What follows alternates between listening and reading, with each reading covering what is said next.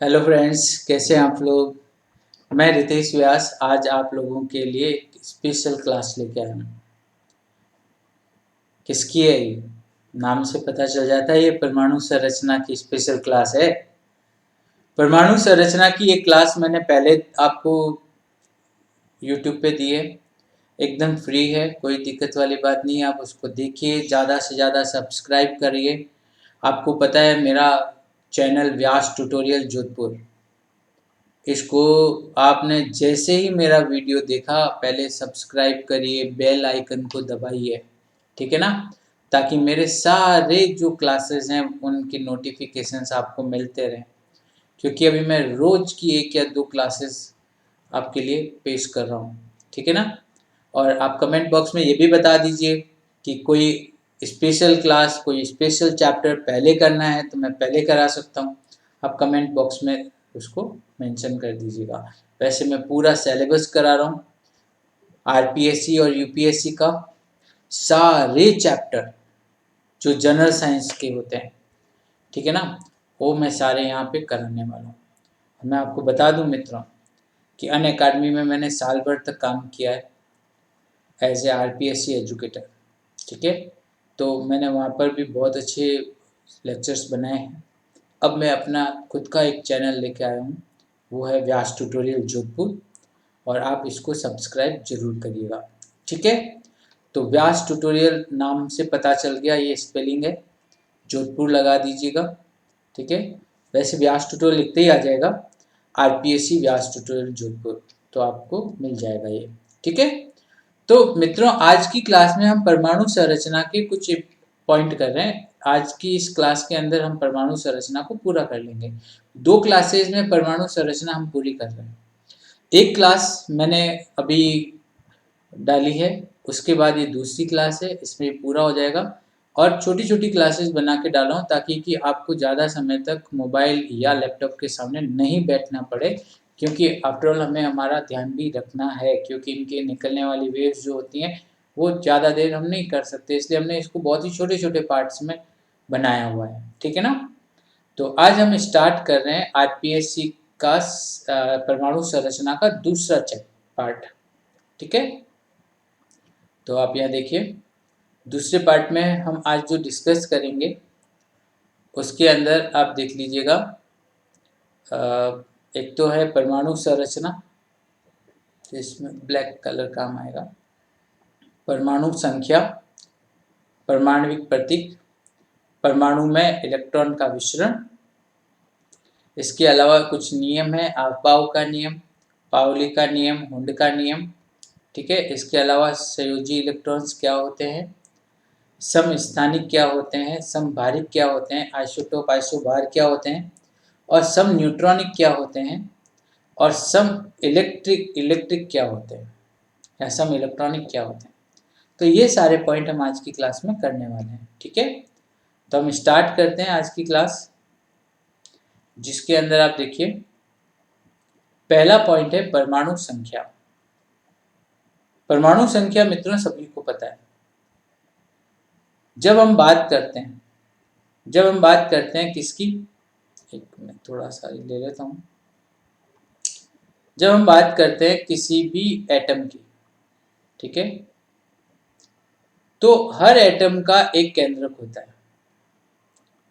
केंद्रक के अंदर प्रोटॉन होते हैं, न्यूट्रॉन होते हैं, और उसके चारों तरफ इलेक्ट्रॉन चलते रहते हैं, ठीक है। ये हम लोगों को पता है, सब एटॉमिक पार्टिकल में हम लोगों ने देखा है। अब हम ये देखते हैं कि किसी भी परमाणु में जो प्रोटॉन्स होते हैं, क्या होते हैं, प्रोटॉन, ठीक है, उनकी जो कुल संख्या है उसको हम परमाणु संख्या कहते हैं।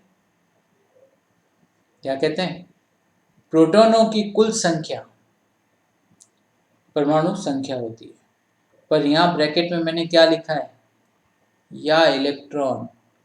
प्रोटॉन तो आपको पता है धन आवेशित होते हैं, इलेक्ट्रॉन ऋण आवेशित होते हैं। तो हमेशा ये ध्यान रखना कि कोई भी परमाणु होगा वो इलेक्ट्रिकली न्यूट्रल होगा, वैद्युत उदासीन होगा। मतलब जितने उसमें प्रोटॉन होंगे उतने उतने इलेक्ट्रॉन जरूर होंगे। तो चाहे आप प्रोटॉनों की संख्या लो या इलेक्ट्रॉनों की संख्या लो, वो उसकी परमाणु संख्या कहलाएगी, एटॉमिक नंबर कहलाएगा। ठीक है, तो प्रोटॉन और इलेक्ट्रॉन दोनों बराबर हैं, तो हम यहां लिख सकते हैं कि प्रोटॉन बराबर इलेक्ट्रॉन बराबर एटॉमिक नंबर। क्या बोल सकते हैं? Atomic number. ठीक है, क्लियर? तो ये दोनों एटॉमिक नंबर होते हैं। चलिए, और आपको अगर मैं बता दूं कि एक छोटा सा उदाहरण हम यहाँ लेते हैं, जैसे नाइट्रोजन हम लोग लेते हैं, तो नाइट्रोजन के केंद्र के अंदर 7 प्रोटॉन होते हैं और उसके चारों तरफ 7 इलेक्ट्रॉन घूमते रहते हैं, तो इसका परमाणु क्रमांक 7 हो गया। क्या हो गया? 7 हो गया। क्लियर? तो ये आपको ध्यान रखना है, number of proton and number of electrons are atomic number of an atom. चलिए, अब हम बात करते हैं अगले पॉइंट के ऊपर, वो है द्रव्यमान संख्या, इज अ मास नंबर। अब जैसे मैंने आपको बताया कि जैसे हमारे पास में एक एटम है, उसका एक केंद्र है, प्रोटॉन है, न्यूट्रॉन है, और इसके चारों तरफ इलेक्ट्रॉन घूमते रहते हैं। तो मास नंबर क्या होता है? मास नंबर होता है कि इसके केंद्र में प्रोटॉन और न्यूट्रॉनों की संख्या को जोड़ दो। ठीक है ना?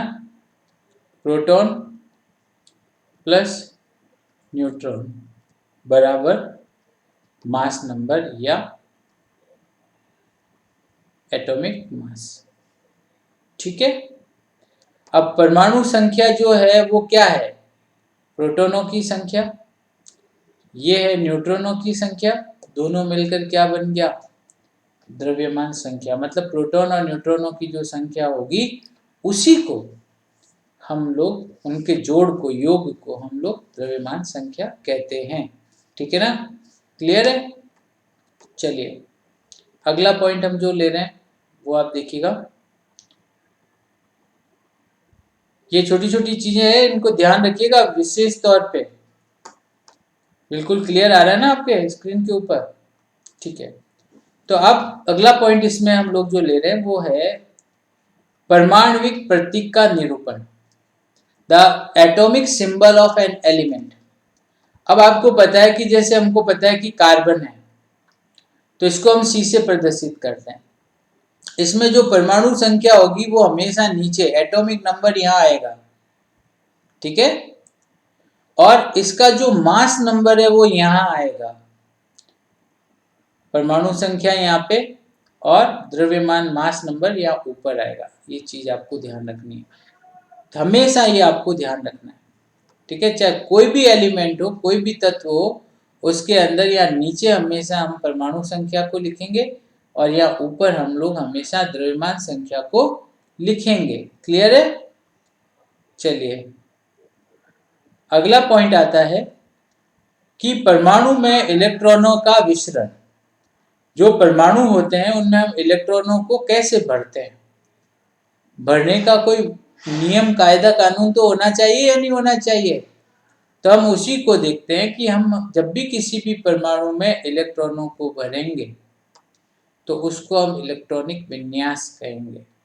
ठीक है, भरने के लिए हम उनमें कक्षाओं को, मतलब जो सेल है उनको, उप कक्षाओं को, सब सेल्स जो है वो, उनमें इलेक्ट्रॉनों को कैसे भरा जाता है उसको हम इलेक्ट्रॉनिक विन्यास कहते हैं। ठीक है, और जब हम किसी भी परमाणु में इलेक्ट्रॉनों को भरते हैं तो उसको एक सूत्र के द्वारा भरते हैं जिसे 2n² कहते हैं। यहाँ पर जो n है, n ये कक्षा की संख्या है। कितनी कक्षाएं हैं? पहली, दूसरी, तीसरी, चौथी। तो वो कक्षा की जो संख्या है वो n है। तो n की जगह पर अगर आप कक्षा की संख्या लगा दो तो क्या हो जाएगा कि वो एक तरह से इलेक्ट्रॉनिक विन्यास बन जाएगा। कैसे, मैं बताता हूँ। आप ये देखो यहाँ पे कि कौन सा इलेक्ट्रॉन कौन से नंबर पे आता है। यहाँ पे आप देखेंगे पहला पॉइंट, ये देखिएगा कि जो पहला पहला जो कक्षक है N1, ठीक है। तो यहाँ पर अगर हम इस फॉर्मूला के अंदर, जैसे मैं यहाँ लिख देता हूँ 2n², इसमें अगर मैं n बराबर 1 ले लूँ तो क्या हो जाएगा 2 1², यही होगा। तो इसको हम ऐसे भी लिख सकते हैं 2 1 × 1, तो क्या हो जाएगा 1 × 1 1, तो ये कितना हो जाएगा 2। तो अगर हम पहले और कक्षक की बात करें जिसमें पहला कक्षक है, तो उसमें n बराबर E बराबर 2 आ जाएंगे, 2 इलेक्ट्रॉन आ जाएंगे। अगर हम दूसरे कक्षक की बात करते हैं, 2 बता देता हूँ, बहुत है, समझ में आ जाएगा।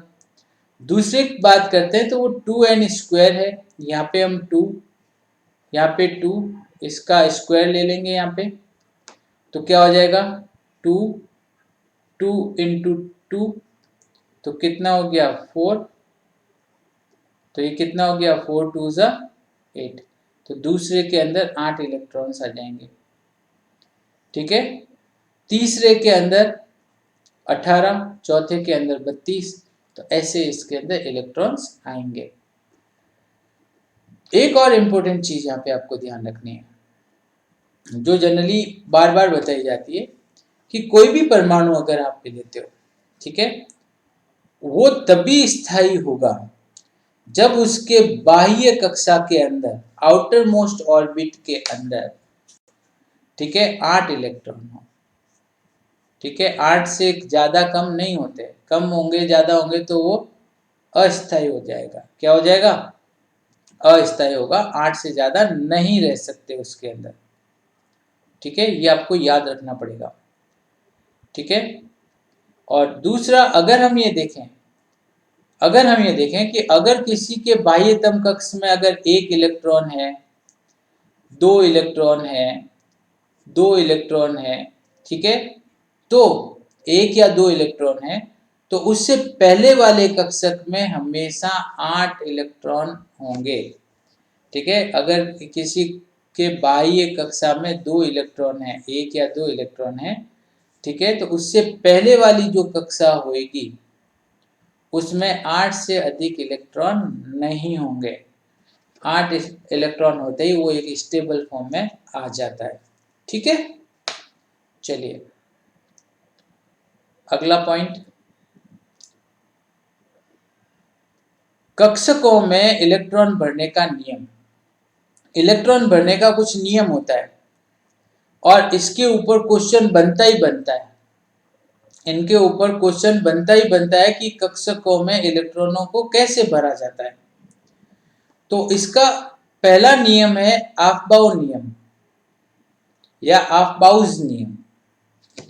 ये जो नियम है ये क्या कहता है, ये नियम कहता है कि कोई भी अर्ध भरा हुआ कक्षक है, हाफ फिल्ड कक्षक है, ठीक है, तो उसमें जब हम किसी भी नए इलेक्ट्रॉन को डालेंगे, ठीक है, तो उस इलेक्ट्रॉन को हम सबसे पहले निम्न ऊर्जा वाले कक्षक में डालेंगे। पहले निम्न ऊर्जा वाले कक्षक में इलेक्ट्रॉन को डालेंगे, फिर उसको बढ़ते हुए क्रम में आगे लेके जाएंगे, ठीक है ना। तो हमेशा इलेक्ट्रॉनों को पहले निम्न ऊर्जा वाले कक्षक में भरा जाता है, फिर उसे धीरे धीरे उच्च ऊर्जा वाले कक्षकों में ट्रांसफर किया जाता है, ठीक है। ये ऑफबाउ का नियम है। अब इसको अपन डायग्रामेटिकली कैसे समझ सकते हैं, ये देखो आप, इसमें आप ये देखो यहाँ पर क्या दिया हुआ है, ये देखो, इस चीज को समझने की कोशिश करना आप, ठीक है। ये देखो, ये पहली जो लाइन है, ये देखो, ये सारी ऐसे ऐसे ऐसे ऐसे ऐसे ऐसे है ना, 1s 2s 3s 4s 5s 6s, सब में s है, ठीक है। क्लियर है, क्लियर है। दूसरी जो लाइन देख रहे हो उसमें P है, जो सेकंड से शुरू हो रहा है, 2P, 3P, 4P, 5P, ठीक है। तीसरी जो लाइन है वो D है, D से शुरू होती है, 3D, 4D, 5D। और चौथी जो लाइन है वो F से शुरू होती है, 4F, 5F, ठीक है। ये ऐसे भरा गया है। अब होता क्या है इसमें, देखो आप, यहां पर मैं रेड लाइन ले लेता हूं। अब यहां देखो आप, इसको भरने का क्रम ये होता है, ये फर्स्ट एस पहले आया, ठीक है। ये देखो आप यहाँ पे फर्स्ट एस, इसके बाद में हमने जो सेकंड भरा वो ये भरा 2s, तो 2s आ गया। उसके बाद में हमने जो तीसरा भरा वो ऐसे भरा 2p, 3s, तो क्या आ गया, मैं हाइलाइटर ले लेता हूँ, 2p, 3s। इसके बाद ये देखो कहाँ से आ गया, 3p, 4s, मतलब 3p के बाद 4s आया, 3p के बाद 3d नहीं आया, ध्यान रखिएगा। तो 3p के बाद में 4s आया, फिर 3d, 4p, 5s, ठीक है। तो 3d, 4p, 5s, ठीक है। उसके बाद में यहाँ आया 4d, 5p, 4d बाद में आया 5s के, 5p। उसके बाद में क्या आया, 6s पहले आ गया, फिर 4f आया। तो कहने का मतलब कि इनके बढ़ने का जो क्रम होगा वो निम्न से उच्च की तरफ होगा, ठीक है ना, क्लियर है। तो ये एक इनकी सीक्वेंस होती है, दैट इज कॉल्ड अफबाउस प्रिंसिपल। इसका एक और चित्र है आपके सामने।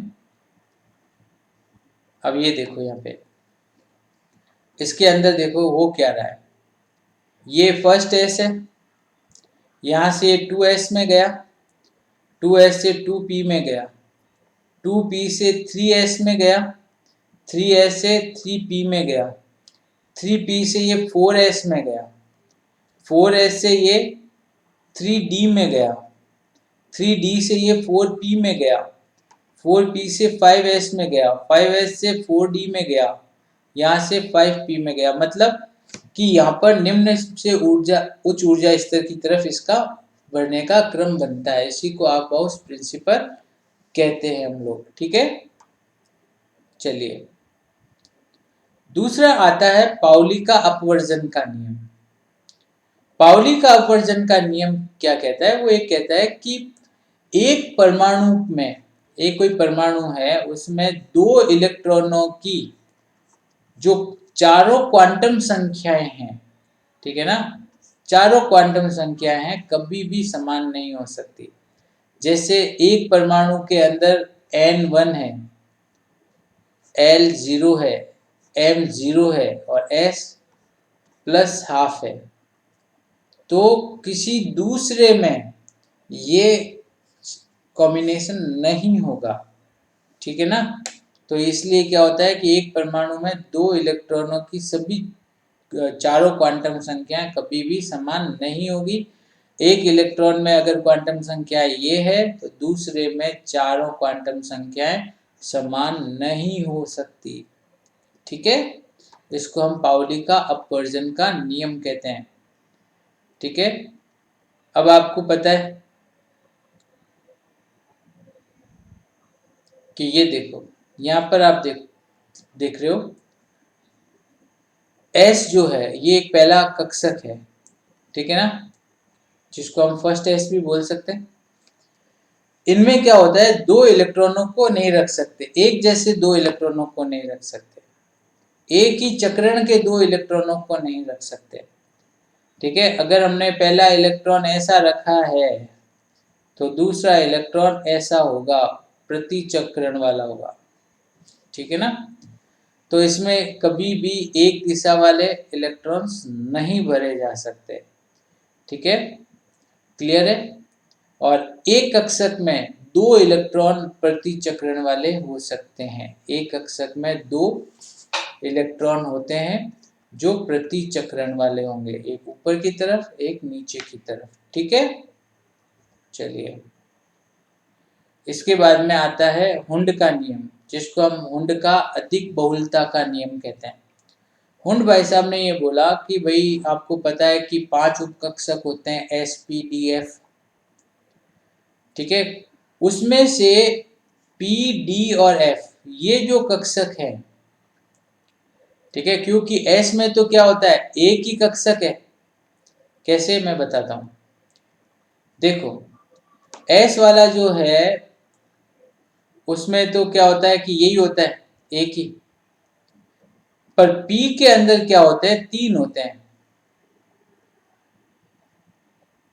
ठीक है, डी के अंदर 10 होते हैं, 5 होंगे तो 5 दूना 10। ठीक है, और एफ के अंदर 14 होते हैं, मतलब 7 कॉलम होंगे। तो ये पी हो गया, ये एफ हो गया और डी हो गया। अब पी एफ और डी के अंदर पहले क्या होगा कि सब में पी के अंदर पहले एक एक इलेक्ट्रॉन ऐसे भरा जाएगा। ठीक है ना, मतलब इसके अंदर सब में पहले में एक एक भरा जाएगा। ऐसा नहीं है इसमें पहले 2 भर दिए फिर इसमें 2 भर दिए फिर इसमें 2 भर दिए, ऐसा नहीं। पहले सब में एक एक, उसके बाद में उसका युग्मन शुरू होगा। तो क्या होगा कि कक्षकों में इलेक्ट्रॉन युग्मक तब तक नहीं होगा, ठीक है, जब तक एक दिए गए उपकोष में उपलब्ध कक्षकों के समान चक्रण वाले एक एक इलेक्ट्रॉन नहीं भरे जाते। जब तक इनमें एक एक नहीं भरा जाएगा तब तक इसमें युग्मन नहीं होगा, और जब एक एक भर दिया जाए तब इसमें चौथा, पांचवा और छठा प्रति युग्मन में ऐसे आएंगे। समझ गए आप? क्लियर है? तो हुंड का नियम क्या कहता है? हुंड का ये नियम कहता है कि जब तक, ठीक है, इलेक्ट्रॉनों का युग्मन नहीं होगा, जब तक कि समान चक्रण वाले एक एक इलेक्ट्रॉन उसमें नहीं भर दिए जाते। ठीक है, चलिए अगला पॉइंट। अगला पॉइंट ये है जिसको हम हाइलाइटर ले लेते हैं। ठीक है, समान कक्षक में उपस्थित, समान कक्षक मतलब एक ही कक्षक के अंदर उपस्थित इलेक्ट्रॉन आवेश में सममित होते हैं, एक जैसे होते हैं। ठीक है, इसलिए क्या होगा कि वो एक दूसरे को क्या करेंगे, प्रतिकर्षित करेंगे। ठीक है ना, तो इसमें क्या होगा कि जब इलेक्ट्रॉन के अंदर जब एक एक इलेक्ट्रॉन भर जाएगा तो फिर प्रति चक्रण में जब दूसरा इलेक्ट्रॉन आएगा, ठीक है, प्रति चक्रण में जो दूसरा इलेक्ट्रॉन आएगा तो वो क्या करेगा कि उसके प्रतिकर्षण बल को न्यूनतम कर देगा, क्योंकि वो विपरीत आएगा। समान आया तो वो एक दूसरे को प्रतिकर्षित करेंगे, और अगर वो विपरीत दिशा में इलेक्ट्रॉन भरा गया, एक ऊपर एक नीचे, तो वो एक दूसरे के प्रतिकर्षण को कम कर देंगे। ठीक है ना, क्लियर है? तो हमको पता है कि अगर हम पी कक्षक की बात करें, ठीक है, पी कक्षक, पी में 6 इलेक्ट्रॉन आ सकते हैं, एस में 2, पी में 6, डी में 10 और एफ में 14 इलेक्ट्रॉन आ सकते हैं। तो अगर हम पी कक्षक की बात करते हैं तो हम ये देखते हैं कि पी कक्षक के अंदर पहले सारे ऐसे आएंगे ऊपर की तरफ मुंह किए हुए, ठीक है, या पहले सारे नीचे की तरफ मुंह किए हुए आएंगे। ठीक है ना, उसके बाद में इसमें दूसरे भरे जाएंगे। जैसे इसमें अगर हमको 5 भरने हैं तो 1, 2 और 3 ये भर दिए, फिर चौथा और पांचवा इसमें यहाँ आएगा। समझ गए?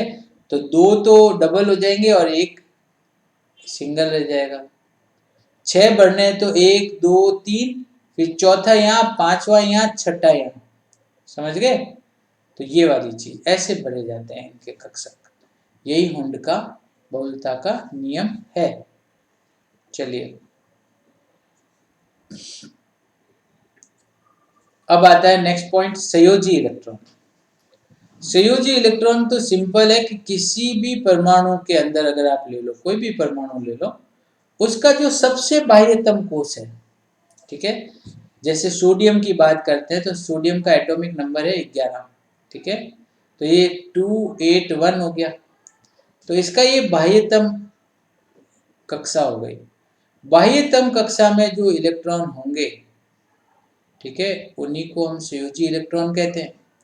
तो संयोजी इलेक्ट्रॉन कौन से होते हैं? तो किसी भी परमाणु के बाह्यतम कक्ष में पाए जाने वाले इलेक्ट्रॉन संयोजी होंगे। सोडियम में बाह्यतम में 1 है तो इसकी संयोजकता 1 होगी, और एल्यूमिनियम के सबसे बाह्यतम में 3 है तो इसकी संयोजकता 3 होगी। ठीक है, क्लियर है? ये संयोजी इलेक्ट्रॉन हो गए।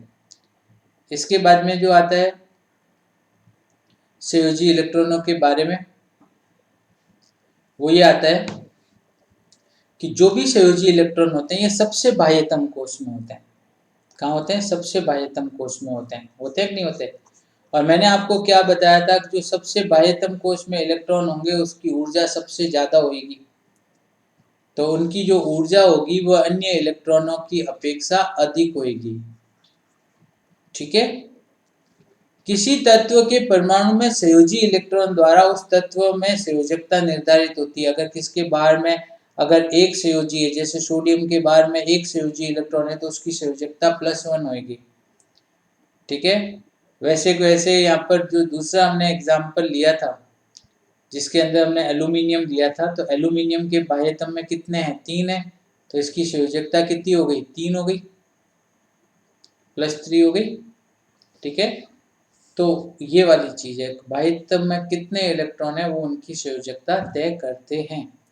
ठीक है, अब देखो, अगर किसी तत्व में या कोई दो तत्व ले लो, तत्वों में संयोजी इलेक्ट्रॉन की संख्या समान हो, सबके बाह्यतम में 1 इलेक्ट्रॉन हो, समान हो, ठीक है, तो उनका जो रासायनिक गुणधर्म होगा वो भी समान होगा।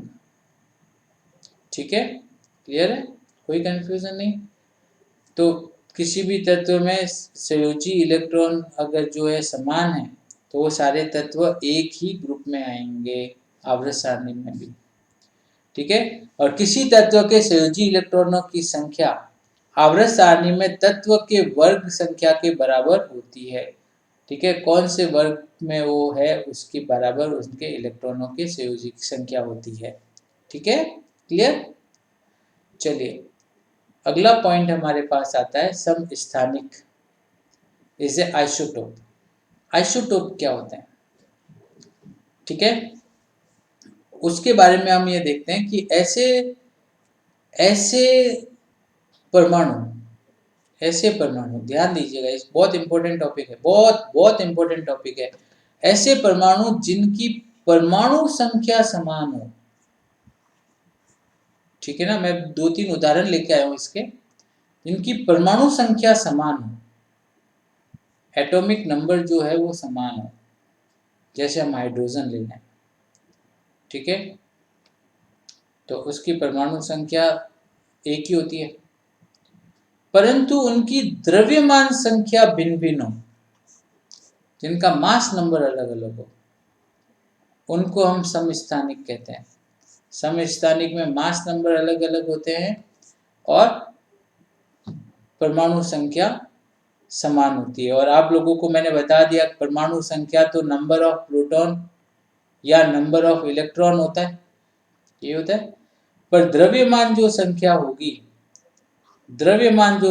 होगी वो प्रोटॉन प्लस न्यूट्रॉन की संख्या होगी।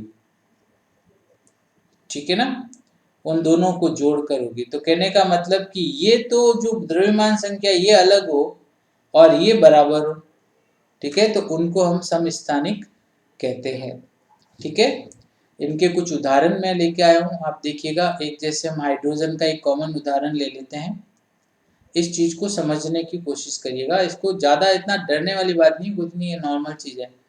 ये देखो, अगर हम हाइड्रोजन की बात करते हैं, सिर्फ अभी आप इसी चीज को ध्यान दो, हाइड्रोजन की हम बात कर रहे हैं, तो हाइड्रोजन के 3 समस्थानिक होते हैं। एक तो होता है प्रोटियम, जिसमें H ऊपर भी 1 और नीचे भी 1। दूसरा होता है ड्यूटेरियम, जिसमें ऊपर 2 और नीचे 1। तो ऊपर हम कौन सी संख्या लिखते हैं? ऊपर हम जो संख्या लिखते हैं वो मास नंबर लिखते हैं, नीचे परमाणु संख्या लिखते हैं। और तीसरी है ट्राइटियम, जिसमें ऊपर 3 और नीचे 2 1। तो नीचे सब में 1 है, मतलब परमाणु संख्या सबकी समान है, नंबर ऑफ प्रोटॉन सब में 1 1 है, परंतु इनका एटॉमिक मास जो है, मतलब द्रव्यमान जो संख्या है वो अलग है। इसकी 1 है, इसकी 2 है और इसकी 3 है। ठीक है, तो इसका कारण क्या है? मैंने आप लोगों को क्या बताया? मैंने आपको ये बताया कि जो प्रोटॉन है और इलेक्ट्रॉन है, ये तो हमेशा समान रहते हैं, किसी भी एटम के अंदर दोनों बराबर रहेंगे। ये दोनों क्या होते हैं? बराबर होते हैं। कैसे होते हैं? बराबर होते हैं। ठीक है, परंतु जो न्यूट्रॉनों की संख्या है वो और प्रोटॉनों की संख्या को मिला दें तो वो मास नंबर बन जाएगा। तो हम जैसे प्रोटॉनों की संख्या यहाँ पे 1 है, यहाँ पे 1 है और यहाँ पे 1 है, परंतु न्यूट्रॉनों की संख्या में आप देखो कि यहाँ पर न्यूट्रॉनों की संख्या 0 है, तो 1 प्लस 0 1 हुआ ना। यहाँ पे 1 है और यहाँ पे भी 1 है, तो 1 प्लस 1 कितना 2 हुआ ना। यहाँ पे 1 है और यहाँ पे 2 है, तो 1 प्लस 2 3 हुआ ना।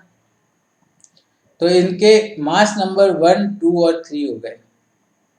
तो कहने का मतलब कि जो हाइड्रोजन है इसमें एटॉमिक नंबर सबके नीचे 1 1 आ रहा है, पर ऊपर इसमें क्या आ रहा है? 1 2 और 3, ये वाला है।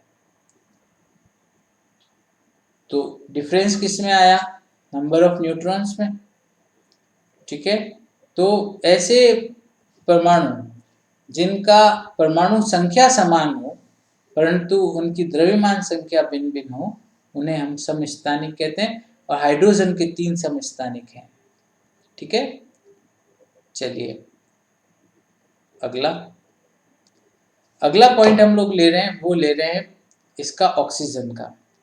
ऑक्सीजन का एटॉमिक नंबर देखो सब जगह पे 8 है, पर इनका मास नंबर 16 17 18। ठीक है, रीजन क्या? कि इनके अंदर ये देखो प्रोटॉन और इलेक्ट्रॉनों के नंबर तो 8 8 ही हैं सब में। ठीक है, क्योंकि हमेशा समान रहते हैं, प्लस माइनस होते हैं, इसलिए उदासीन होते हैं। परंतु न्यूट्रॉनों की संख्या यहाँ 8 है, तो 8 प्लस 8 16, 8 या 9 है तो 8 प्लस 9 17, या 10 है तो 8 प्लस 10 18। समझ गए? तो ये न्यूट्रॉनों के नंबर भिन्न होने के कारण मास नंबर बदल जाता है। ठीक है, तो इसको हम लोग क्या बोलते हैं? समस्थानिक बोलते हैं। उसी प्रकार हम कार्बन की बात करें तो कार्बन का एटॉमिक नंबर 6 है, तो दोनों जगह 6 आ गया। पर मास नंबर में क्या होता है? एक जगह पे तो इनके न्यूट्रॉनों के नंबर 6 है, तो 6 प्लस 6 12, और एक जगह पर वो 8 है, तो 6 और 8 14 हो जाता है। ठीक है ना, तो ये इनमें फर्क आता है। तो आपको क्या याद रखना है कि किसी भी परमाणु जिसमें कि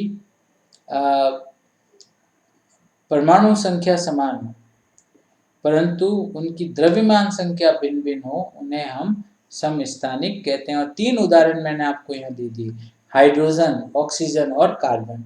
बुक में एक एक मिलता है। ठीक है, चलिए इसके बाद में हम कुछ गुणों की बात करते हैं। गुणों की हम बात करते हैं कि अगर हम किसी भी तत्व के बारे में बात करें, गुणधर्म की बात करें, हाइलाइटर ले लेते हैं, तो जो समस्थानिक की हम बात करें तो समस्थानिक के अंदर क्या होगा कि उनके जो रासायनिक गुणधर्म होंगे, केमिकल जो कैरेक्टरिस्टिक्स होंगे, वो हमेशा समान होंगे, परंतु उनकी भौतिक अवस्थाएं, भौतिक गुणधर्म भिन्न भिन्न होते हैं। ठीक है, उसी प्रकार समस्थानिकों को हम आवर्त सारणी में एक ही स्थान पर रखते हैं, अलग अलग स्थान नहीं देते, एक ही स्थान रहते हैं, क्योंकि आवर्त सारणी हम परमाणु संख्या के आधार पर बनाते, परमाणु भार के आधार पर नहीं बनाते। ठीक है। हाइड्रोजन, ये चीज आप ध्यान रखने की है, हाइड्रोजन ही एकमात्र ऐसा तत्व है जिनके जो समस्थानिक हैं उनके अलग अलग नाम हैं, प्रोटियम, ड्यूटेरियम और ट्राइयम। ठीक है, तो उनके अलग अलग नाम है, हाइड्रोजन के ही समस्थानिकों के अलग अलग नाम है, बाकी सबके नाम समान हैं। और एक और इम्पोर्टेंट पॉइंट आपको याद रखना है कि जो पोलोनियम होता है वो सर्वाधिक समस्थानिक वाला तत्व है, उसके सबसे ज्यादा समस्थानिक है। ठीक है ना, ये आपको याद रखना है। तो दो चीजें यहाँ पे एक स्पेशल आ गई, हाइड्रोजन जिसके समस्थानिकों के नाम अलग अलग हैं, और सबसे ज्यादा समस्थानिक पोलोनियम के होते हैं। ये क्वेश्चन बने हैं। ठीक है, चलिए अगला पॉइंट आता है समभारिक। देखो, समस्थानिक में हमने देखा एटॉमिक नंबर समान है, एटॉमिक भार भिन्न भिन्न है, पर यहाँ पे समभारिक आ गया तो मतलब यहाँ भार समान है। नाम से क्या पता चल रहा है कि भार समान है यहाँ पर और नंबर भिन्न भिन्न होंगे, उसका उल्टा। तो इसमें क्या होता है कि जिनकी जो द्रव्यमान संख्या है वो एक ही हो, किंतु उनकी परमाणु संख्या, एटॉमिक नंबर भिन्न भिन्न होते हैं, समभारिक कहलाते हैं। क्या कहलाते हैं? समभारिक कहलाते हैं। ठीक है, जैसे हम यहाँ देख लें कि कार्बन और नाइट्रोजन, ये हम दो देख रहे हैं। देखो, कार्बन का एटॉमिक नंबर 6 है और नाइट्रोजन का एटॉमिक नंबर 7 है ना। मैं इसको पूरे को ग्रीन कर देता हूँ। इसका 6, इसका 7, तो मतलब एटॉमिक नंबर अलग अलग। क्या हो रहा है? एटॉमिक नंबर अलग अलग है कि नहीं है? इसका 6 और इसका 7, पर एटॉमिक मास जो है, द्रव्यमान जो संख्या है, वो इसकी भी 14 है और इसकी भी 14 है। ठीक है, तो कहने का मतलब कि जिसके अंदर एटॉमिक नंबर मतलब परमाणु संख्याएं भिन्न भिन्न हो और परमाणु भार समान हो, समभारिक कहलाएंगे। वैसे और हम एक और उदाहरण देखते हैं कैल्शियम के बारे में और आर्गन के बारे में। ये देखो, ये वाला तो बहुत बार पूछा गया हुआ क्वेश्चन है। इसमें देखो, कैल्शियम का एटॉमिक नंबर 20 है, आर्गन का 18 है, पर इनका जो मास नंबर है, द्रव्यमान संख्या है, दोनों की 40-40 है। तो परमाणु क्रमांक, परमाणु संख्याएं भिन्न भिन्न, परमाणु भार समान। यहाँ पे भी परमाणु भार समान, परमाणु संख्याएं भिन्न भिन्न, तो इनको हम आइसोबार या समभारिक कहते हैं। ठीक है ना, क्या कहते हैं? समभारिक कहते हैं। अब जैसे आप ये देख लो, अभी हमने आर्गन और इनका एग्जाम्पल लिया था। तो आर्गन जो होता है, इसका एटॉमिक नंबर तो है 18 और कैल्शियम जो है इसका एटॉमिक नंबर है 20। एटॉमिक नंबर हमेशा आप ये देखो कि इनके अंदर क्या होंगे, एक मिनट में इसको रब कर देता हूँ। एटॉमिक नंबर हमेशा क्या होंगे, ये मैं आपको बता दूं यहाँ पे कि एटॉमिक नंबर हमेशा इलेक्ट्रॉन के नंबर या प्रोटॉन के नंबर जो होते हैं वो एटॉमिक नंबर होते हैं। ठीक है, अब इनके 18-18 है, तो एटॉमिक नंबर तो 18 हो गया। अब इनका जो मास नंबर कैलकुलेट करना है, तो उसमें हम क्या करेंगे कि इन प्रोटॉन और न्यूट्रॉनों की संख्या को ऐड कर देंगे, इसको 18 और 22 को। ठीक है, तो 18 और 22 को ऐड कर देंगे तो कितना हो जाएगा? 40। ठीक है, वैसे हम यहाँ कैल्शियम की बात करें, कैल्शियम का जो एटॉमिक नंबर है, नंबर ऑफ प्रोटॉन, वो 20 है। ठीक है, नंबर ऑफ न्यूट्रॉन भी उसमें 20 है, तो ये टोटल कितने हो गए? 40। तो दोनों का एटॉमिक मास, द्रव्यमान संख्या है, ठीक है, 40-40 है, पर परमाणु क्रमांक 18 और 20 है। ठीक है, तो इसको भी हम समभारिक बोलेंगे। ठीक है, इसके बाद में अगला पॉइंट आता है सम न्यूट्रॉनिक। अब ये चीज थोड़ी कम मिलती है, ठीक है ना। सम न्यूट्रॉनिक ये होती है जिसमें कि न्यूट्रॉनों की संख्या समान हो। ठीक है, मतलब न्यूट्रॉनों की संख्या समान हो, बाकी परमाणु संख्या हो गई, द्रव्यमान संख्या हो गई, ये अलग अलग हो दोनों। जैसे यहाँ देखो कार्बन और नाइट्रोजन। ठीक है, अब मैं यहाँ पे मैं छोटा सा एक उदाहरण देता हूँ। अगर हम कार्बन की बात करते हैं, कार्बन का एटॉमिक मास कितना हुआ? 13। ठीक है, अब ये 13 बराबर किसके होता है? प्रोटॉन और न्यूट्रॉन के। प्रोटॉन की संख्या प्लस न्यूट्रॉन की संख्या। ठीक है, अब अगर हम यहाँ पे ये देखें कि प्रोटॉन की संख्या तो ये यहाँ दे रखी है 6, तो मैं यहाँ पर 6 लगा दूं प्लस न्यूट्रॉन और 13। ठीक है, तो अगर हमें न्यूट्रॉन की संख्या ज्ञात करनी है तो 6 को इधर ले जाऊंगा, तो 13 माइनस 7 कितना हो जाएगा? 13 माइनस 7 सॉरी 6, 13 माइनस 6 को इधर ले जा रहा हूँ ना, तो पीछे कितने रह गए यहाँ पे? तो इसमें न्यूट्रॉन कितने हो गए? 7। कितने हो गए? 7। उसी प्रकार यहाँ पे 7 प्रोटॉन है और 14 का एटॉमिक मास है, तो इसमें भी न्यूट्रॉन कितने हो गए? 7। तो मतलब कि जिसमें न्यूट्रॉनों की संख्या समान हो और परमाणु संख्या और परमाणु भार या द्रव्यमान संख्या भिन्न भिन्न हो, तो उसको हम सम न्यूट्रॉनिक कहते हैं। क्या कहते हैं? सम न्यूट्रॉनिक कहते हैं। ठीक है, इसके अलावा इसके कुछ एक दो उदाहरण और हम देख लेते हैं।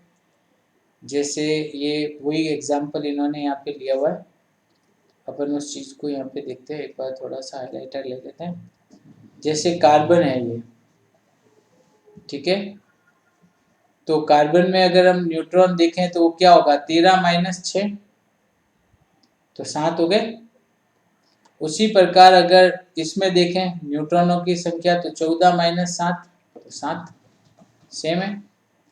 वैसा वैसा हम एग्जाम्पल ले लेते हैं, सिलिकॉन, फॉस्फोरस और सल्फर। ठीक है ना, तो अब ये देखते हैं कि इनके अंदर डिफरेंस क्या है।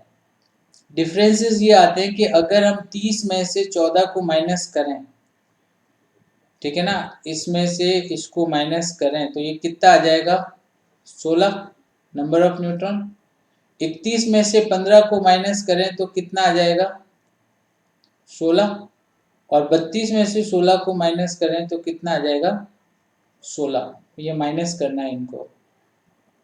ठीक है ना, तो ये जो नंबर आ रहे हैं, ये जो नंबर आ रहे हैं 16 16, ये सम न्यूट्रॉन हो गए। ठीक है ना, क्या हो गए? सम न्यूट्रॉन हो गए। क्लियर है? कोई कंफ्यूजन नहीं? चलिए हम अगले पॉइंट पे आते हैं, और वो है आइसो इलेक्ट्रिक। आइसो इलेक्ट्रिक का मतलब होता है जिसमें इलेक्ट्रॉनों की संख्या समान हो। मतलब इनमें क्या होता है, इसमें क्या होगा कि जो इलेक्ट्रॉन्स है, इलेक्ट्रॉनों की संख्या जो है समान हो।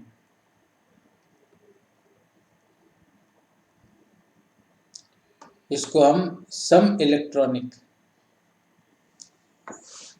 इसको हम लोग क्या बोल सकते हैं? हम इनको बोल सकते हैं सम इलेक्ट्रॉनिक।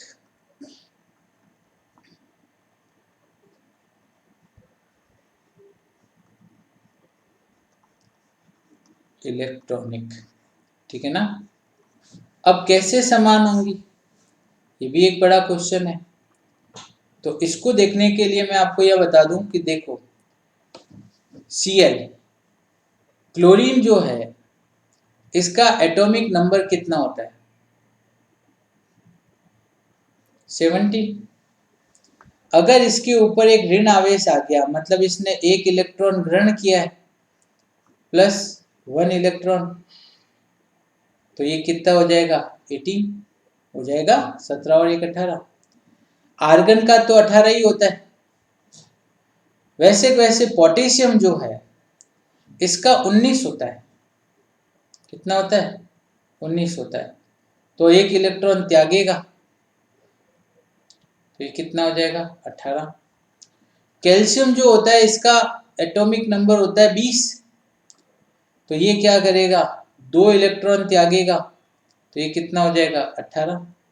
तो जितने इलेक्ट्रॉन त्याग रहा है उस पर इतने धनावेश आ गए, तो Ca+2 पोटेशियम +1 आर्गन और Cl-1 ये सारे सम इलेक्ट्रिक हैं। क्या है सम इलेक्ट्रिक है। ये सम इलेक्ट्रिक इलेक्ट्रॉन त्यागने और ग्रहण करने के कारण बने। समझ गए ना, ये चीज ध्यान रखना, इनके ऊपर प्लस माइनस को ध्यान रखना। माइनस तब आता है जब वो ग्रहण करता है, जितने इलेक्ट्रॉन ग्रहण करेगा इतने माइनस आ जाएंगे। प्लस तब आएगा जब वो कितने इलेक्ट्रॉनों को त्यागता है, ठीक है, तो उसके ऊपर प्लस आ जाएंगे। तो इसको करके सबका इलेक्ट्रॉन का नंबर 18 हो गया, तो इसको हम सम इलेक्ट्रिक या आइसो इलेक्ट्रिक कहते हैं मित्रों। क्या कहते हैं। अब आप मेरे को ये बताइए कि आज का सेशन आपको कैसा लगा। ठीक है, आज हमने पूरा एटॉमिक स्ट्रक्चर परमाणु संरचना वाला चैप्टर पूरा कर लिया। ठीक है, और ये चैप्टर मैंने 2 क्लासेज में पूरा किया है, आधा इसमें और आधा पिछली क्लास के अंदर। तो दोनों क्लासेस को आप देखिएगा, कमेंट करिएगा और अपने फ्रेंड्स को, जितने भी फ्रेंड्स हैं आपके कांटेक्ट में, जितने भी फ्रेंड्स हैं उनको आप सजेस्ट करिएगा कि वो मेरे इस चैनल व्यास ट्यूटोरियल जोधपुर, ठीक है, मेरा जो चैनल है इसका नाम मैं यहाँ लिख देता हूँ, वो है व्यास ट्यूटोरियल, जो लोगो में आ रहा है ना ट्यूटोरियल, आगे जोधपुर लगा दीजिएगा। क्या लगा देंगे जोधपुर। तो ये मेरा चैनल है, इसको आप सब्सक्राइब करिए, ज़्यादा से ज़्यादा शेयर करिए और इसको पूरा वॉच करिए। ठीक है, तो ये करेंगे तो आपको बिल्कुल कोई प्रॉब्लम आएगी नहीं, और फिर भी कोई प्रॉब्लम आती है तो आप कमेंट बॉक्स में लिखिएगा, मैं उसको सॉल्व करूँगा। ठीक है, तो आज इतना ही करते हैं। Bye, have a nice day.